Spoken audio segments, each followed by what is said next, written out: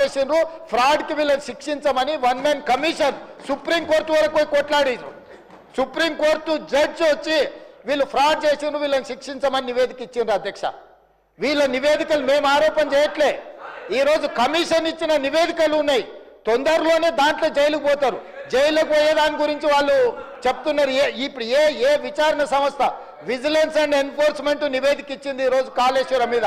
ఆ నివేదికను వచ్చే సభలో ఇదే సభలో పెట్టి చర్చ పెడదాం. ఎవరెవరు ఏ రకంగా ప్రాజెక్టు రీడిజైనింగ్ పేరు మీద ఎట్లా కొల్లగొట్టిందో వాటి అన్నిటిని తీసుకొద్దాం అధ్యక్ష. ఇవాళ వీళ్ళు ఎంతసేపు ఉన్నా మేము అబద్ధాలని చెప్తాం.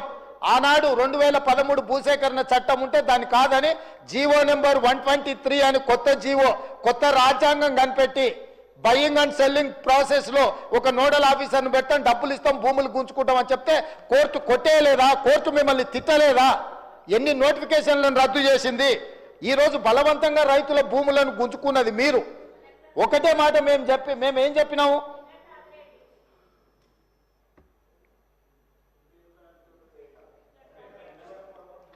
నేను ఒకటే చెప్పదలుచుకున్నా అధ్యక్ష.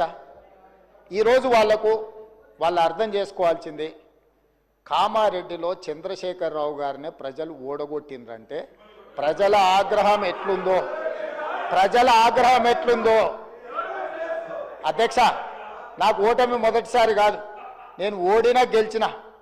కానీ ఆయన ఇంద్రుడు, చంద్రుడు, దేవుడు, తెలంగాణ ప్రదాత, తెలంగాణను ఉద్ధరించడానికే తెలంగాణకి ఆయన జాతి పిత అని, వీళ్ళు తెలంగాణ జాతి పిత అని చెప్పుకున్న చంద్రశేఖరరావును కామారెడ్డి ప్రజలు బండకేసి కొట్టి ఒక సామాన్యుని ఎమ్మెల్యేగా గెలిపించారు. నేను ఆ రోజే చెప్పిన, నేను పోతుండొచ్చు కానీ పోతా నిన్ను పట్టుకొని పోతా అని. నేను పోతా నిన్ను పట్టుకొని పోతా అని. సో కామారెడ్డిలో ఓడగొట్టిన ప్రజలు తిరస్కరించిన ఎందుకు ఇంకా బుకాయించాలనుకుంటున్నారు అధ్యక్ష? ఎందుకు బుకాయిస్తున్నారు? ఇప్పటికైనా నేను చెప్తున్నా అధ్యక్ష, మూసీ ప్రాజెక్టును కట్టాలన్నా వద్దా మీరు చెప్పండి. మెట్రో రైళ్లు విస్తరించాలన్నా వద్దా మీరు చెప్పండి. రేడియల్ రోడ్స్ వేయాలన్నా వద్దా చెప్పండి. రీజనల్ రింగ్ రోడ్డును నిర్మించాలన్నా వద్దా మీరు చెప్పండి.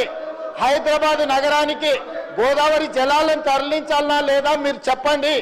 తెలంగాణ రాష్ట్రానికి మీరు పెట్టుబడులను తేవాలంటున్నారా వద్దంటున్నారా చెప్పండి. ఈరోజు ప్రపంచంలోనే అత్యధికంగా ఇన్ఫోసిస్ సంస్థ హైదరాబాద్లో అత్యధికంగా జాబులు ఉన్నాయి. మేము వచ్చినాక ఇన్ఫోసిస్ విస్తరించినాం, విప్రో విస్తరించినాం. మేము వచ్చినాక కాగ్నిజెంట్ను విస్తరించిపించినాం. ఆమ్జన్ బయోటెక్ కంపెనీ అమెరికాలో ఉండి ఫస్ట్ టైం హైదరాబాద్లో పెట్టుబడులు తీసుకొచ్చినాం. ఆయన 10 ఏళ్ళు మంత్రిగా ఉంటే 20,000 కోట్లు తెచ్చిండు దావోస్లో పోయి. నేను 10 నెలల్లో ఒక్క సంవత్సరం తిరిగే లోపల 2,20,000 కోట్లు